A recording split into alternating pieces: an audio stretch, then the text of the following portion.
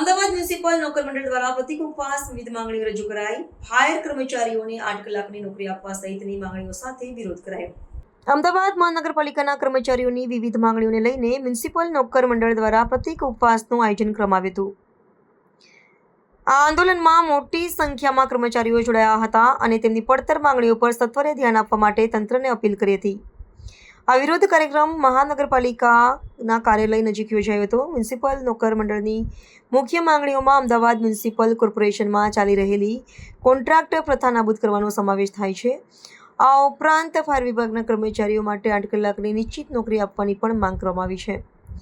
મંડળનું કહેવું છે કે કોન્ટ્રાક્ટ પ્રથાના કારણે કર્મચારીઓનું શોષણ થઈ રહ્યું છે અને તેમનો પૂરતો પગાર અને લાભ મળતા નથી. આ પ્રતિક ઉપવાસ બાદ મ્યુનિસિપલ નોકર મંડળે તંત્રને એક આવેદનપત્ર પણ સુપરત કર્યું છે. જો તેમની માંગણીઓનો યોગ્ય ઉકેલ નહીં આવે તો ભવિષ્યમાં વધુ ઉગ્ર આંદોલન કરવાની ચીમકી પણ ઉચ્ચારવામાં આવી છે.